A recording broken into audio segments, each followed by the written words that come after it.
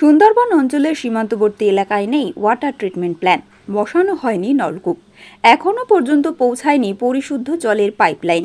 জলের অভাবে সুন্দরবনের হিঙ্গলগঞ্জের সাহেবখালী গ্রাম পঞ্চায়েতের অন্তর্গত চাড়ালখালী এলাকা দূর দূরান্ত থেকে পুকুরের জল এনে পরিশোধন করে চলছে কাজকর্ম। সমস্যায় পড়েছেন এলাকার বাসিন্দারা। কোথাও জল পাওয়া যায় না এই পুকুরের জল ছাড়া। এখান থেকে সাহেবখালী 5 নম্বর 4 নম্বর 2 নম্বর 1 নম্বর 3 নম্বর সব জায়গা থেকে এই জল খায়। হ্যাঁ, এই একটাই জায়গা, কোথাও জল নেই এই জল ছাড়া। কোথাও পাওয়া যায় না জলটা, এই পুকুরের জলটাই আমরা সারা জীবন ধরে এই জলটাই খাই। এখানে জলেই হয় না।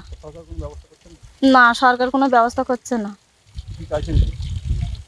চাইছে যে জল হোক, সবাই যেন এই পানীয় জল যেন খেতে পারে, একটু জলের ব্যবস্থাটা ভালো হোক, এইটাই আমরা চাই। এই চারিধারে মানে ময়লা আবর্জনা পড়ে, তো এই জন্য এই জল আমরা খাতে পারতেছি না। জলটা একটু ভালো করে দাও, যাতে যাতে ভালো। আমরা এই জল তো খাচ্ছি, আর কোথাও পুকুরের জল, আমাদের তো কোনো জল নেই এই পুকুর ছাড়া। আমাদের এই পুকুরের জল ছাড়া আমার জীবন নেই, জান করতে এই পুকুরের জলে তা বহুদিন তো খাচ্ছি, তাই এখন আর পাচ্ছি না, এই জলের ছালা গন্ধ খাচ্ছে। এখন কোনো পরিবর্তন তো কিছু হচ্ছে না, যাতে হয় তাই আপনারা করুন।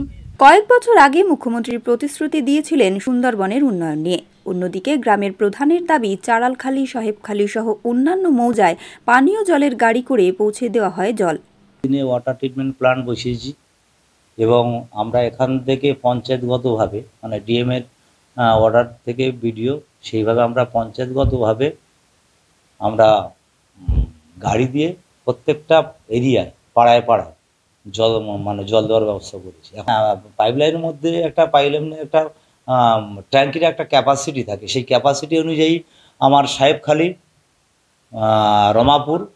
রমাপুর এটা আপনার সিধারকাঠি জোনের মধ্যে পড়ছে। রমাপুর ওটা আপনার জলটা সবাই পাচ্ছে, এবং সাহেবখালী এবং পুকুরিয়া এই মানে 3টে মৌজার জল প্রত্যেকেই সাধারণ মানুষ প্রত্যেকেই পাচ্ছে। আর চাড়ালখালী এবং দেউলি যে মৌজাটা আছে, এই মৌজার জলগুলো গাড়ির মাধ্যমে প্রত্যেক জায়গায় পৌঁছে দেওয়া হচ্ছে। এবং পানীয় জলের অভাবে চাড়ালখালী এলাকার স্থানীয়রা পুকুরের অস্বাস্থ্যকর জল খেয়েই দিন কাটছে গ্রামবাসীদের।